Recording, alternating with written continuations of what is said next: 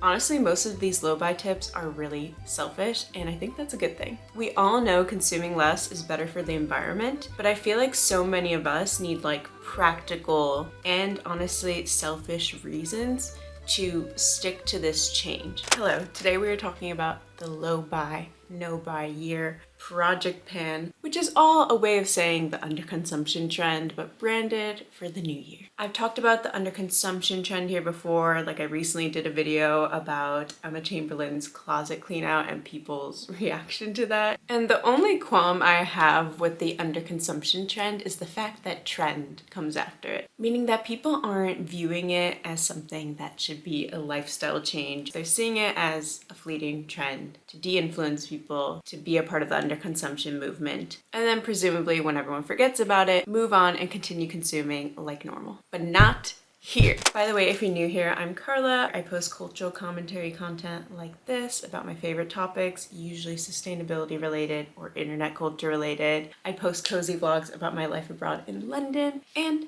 some crochet content sprinkled in there because your girl loves a good hobby. And that brings us into the first point of this video. And I want to split these low buy tips into two different sections. So avoiding shopping, so before you shop, and for when you inevitably do end up shopping, tips for how you can approach that in a more sustainable low buy way as well. So my first tip for avoiding shopping is to get a hobby, girl. And you might click off, you might think that seems judgmental, like, why do I need a hobby? Leave me alone. But honestly, and I've been in this situation before as well, especially when I was in college, where if I was bored, I would just go on like H&M and Zara and look at the website and put a bunch of stuff in my shopping cart. I wouldn't actually buy it because I didn't have money, but you get the point. It can just become such a distraction and such a habit. And I think it might be a bit intense to say get a hobby because we don't know what hobby is going to stick. So I think maybe a lower pressure way of putting this is to try out different hobbies. That way, when you're telling yourself, okay, I need to try a hobby to avoid shopping, you're taking off that pressure of saying, I need to find something that I'm really passionate about and do that instead of shopping, because you don't know yet, because you've been using shopping to take up that time when you're bored. Maybe it's playing video games, maybe it's an instrument, maybe it's coloring, maybe it's journaling, maybe it's scrapbooking. Like, it could be so many different things. Of course, I'm partial to crochet and sewing and things like that, but you can try different like low effort hobbies. And even if they don't stick, it's still a much better use of your time and like better for your mental health than online shopping. The goal is for shopping to no longer be your number one activity.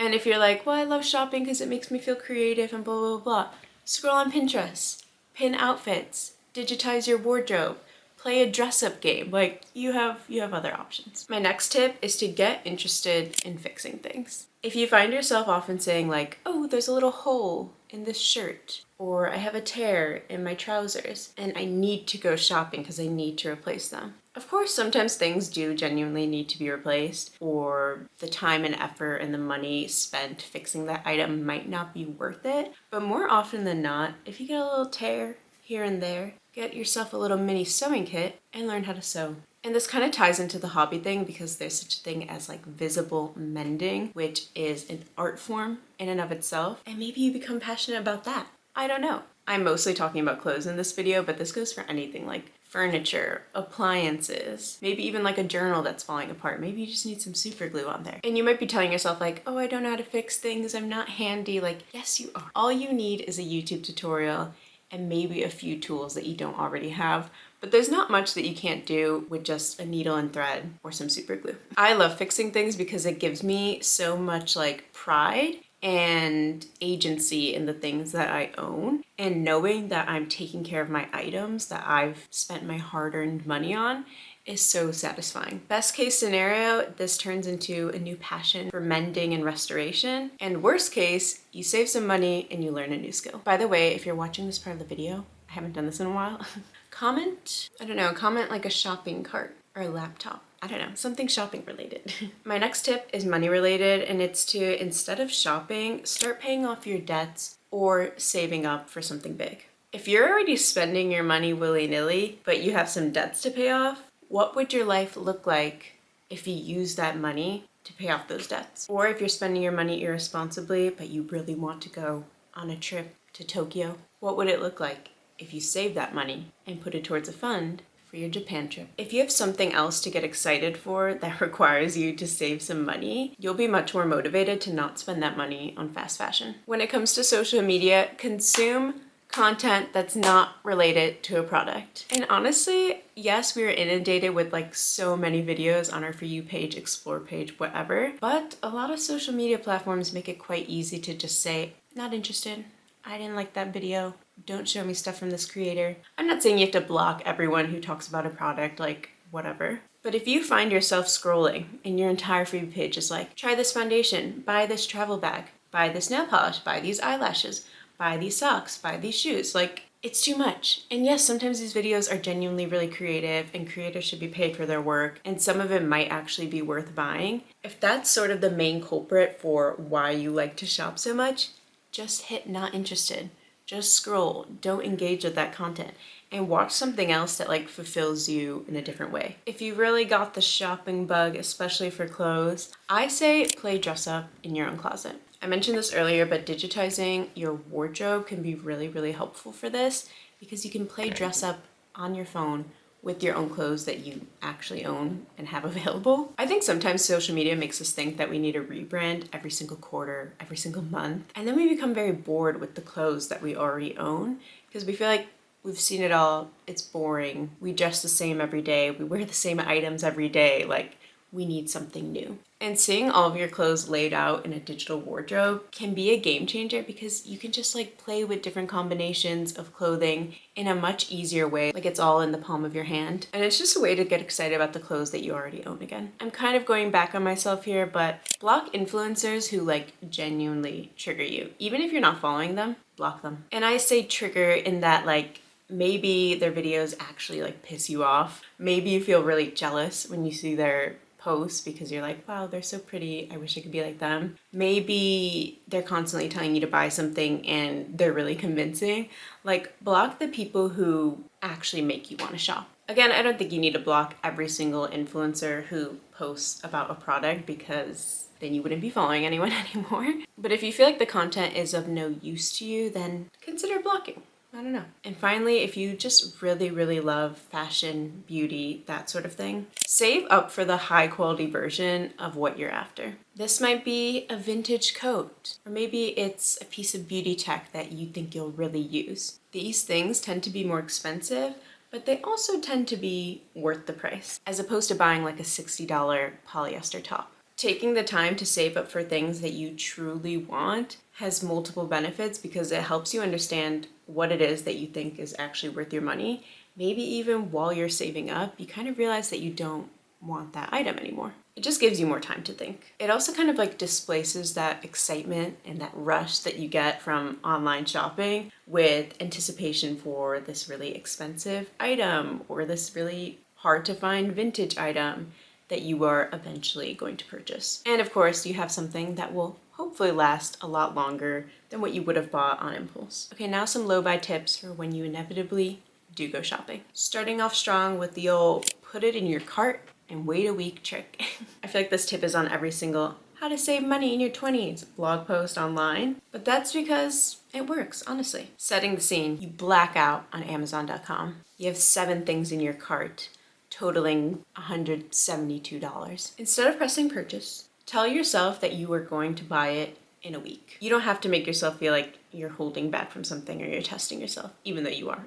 Most likely in a week, you will have forgotten, first of all, about the whole cart, or at the very least, you're going to end up taking off at least like 1 or 2 of those items. In my experience, when I've done this, I end up not buying any of it. Because when we get in these modes where we're like, oh, I think I might need this, and then maybe this would be good, and I also need to replace that thing. It's just a moment of like excitement and adrenaline and a sort of like scarcity mindset where you think you need to acquire all of these things to feel better. Okay, next, when you're shopping, for clothes especially, look at the materials. And do you read what it's made out of? And if it is plastic, aka polyester, polyamide, rayon, nylon, etc., ask yourself, is it worth it? Do you really want to pay $20 for plastic? You tell me. Not only are synthetic fibers worse for the environment by a landslide, they're worse for your skin, they are easier to take care of, but you have to take care of them more often because synthetic fibers are not breathable. I'm a big fan of natural fibers. It's what I prefer to spend my money on. Of course, if you own polyester clothing, please do wear it because there's no point of you throwing it out. If it's perfectly fine, it fits you well, you like the item. But for your new purchases, spend your money wisely. Don't pay an arm and a leg for plastic. This one might seem obvious, but read reviews. I am shocked by how many people just like don't read the reviews of the products that they're buying. And then they're like, oh, I bought this thing, but I didn't read the reviews and it ended up being horrible and all the reviews said so. It's like, yeah. And I get it, if you're buying from a trusted brand, you might be like, I'm not gonna read the reviews, I'm sure it's fine. I've done that before and whatever, but read the reviews because there might be someone in there who, without even trying to, de-influences you from buying a product. I think especially with sites like Temu, Shein, TikTok Shop, where reviews aren't as easy to find, I guess, people then get into the habit of buying something like sight unseen or review unseen. And I think we would all save a lot of money if we just read the reviews of any product, especially like the weird products that people sell on Temu. This might not work for everyone, but another tip for while you're shopping is to go in store. When you shop in person, you can like see the fabric, you can try things on, you can feel it, you can check the materials right away. And if you tell yourself that you can only shop if it's in person, you're also, again, extending that sort of time period of wondering whether or not you actually really want that thing. Maybe you want some trending jeans from Abercrombie and you say, okay, but I have to buy it in person. By the time you have a moment to actually stop by a mall, you might not really want them anymore. Or maybe you go in, you try 3 different sizes, they all look horrible on you. There, you save $50, you're welcome. Of course, going in store applies to vintage stores, charity shops, thrift shops, that sort of thing. And I think shopping in person for vintage secondhand items is a little bit better than online, like Depop, because again, sizing has changed over the years and dealing with Depop vintage returns can be a bit annoying, but I like both. I like secondhand shopping in person and online, which of course the most obvious tip is to shop secondhand and to look on secondhand sites, including for things that might not be so obvious. A few of my like non-obvious secondhand items that I own are my walking pad, my Kindle, my espresso machine, my Chromecast, my Fitbit, my sewing machine. Like I have quite a few techie things that I've bought secondhand. Will it take longer? Probably, but again, you're still extending that time between desire and actual purchase, and I think that's always a good thing. And you might be surprised, honestly, when I decided I wanted this Fitbit, it was really like random, and I searched Fitbit Luxe on Facebook Marketplace, and there was like one person selling one, and I bought it. Sometimes it works out like that. Okay, I want to end with just some like mind shift tips / general reminders that will help you to have a more sustainable approach to shopping. The first is to not be so hard on yourself. Shopping can be so addicting and it's a really easy way to cope with like stress, trauma, you name it. So don't beat yourself up if you've like spent frivolously in the past, because we've all been there and you're trying to break the habit, so I'm proud of you for it. Next is that no one cares. This advice is used often just in general in life to encourage you to do what you want to do, but in this context, no one cares if you have the newest jacket from Free People. I'm just making things up.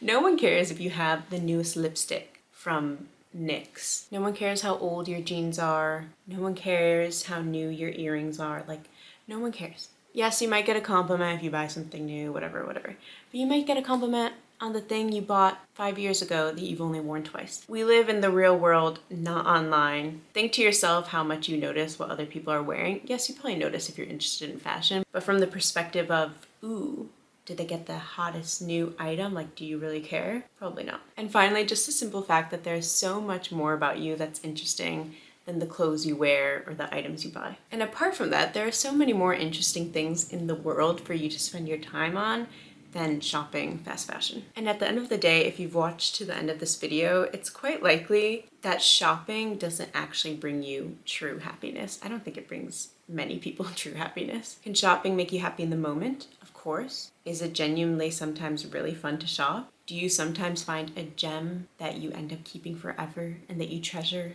and that you use every day. Yes, all these things are true. I'm just a girl as well. But I really feel like shopping is more rewarding when you feel like there's a lot more intention behind that purchase. When you feel like you spent your money in a responsible way, or when you feel like that item is really going to bring you joy and that you're going to use it for a long time to come. I think that's it for my low buy tips. Let me know in the comments if you have any other low buy tips or tips to lower your consumption, because I want to hear them. We could all use the help. If you want to see more videos from me, please do subscribe. And as always, thank you so much for being here, and I'll see you in the next one. Bye!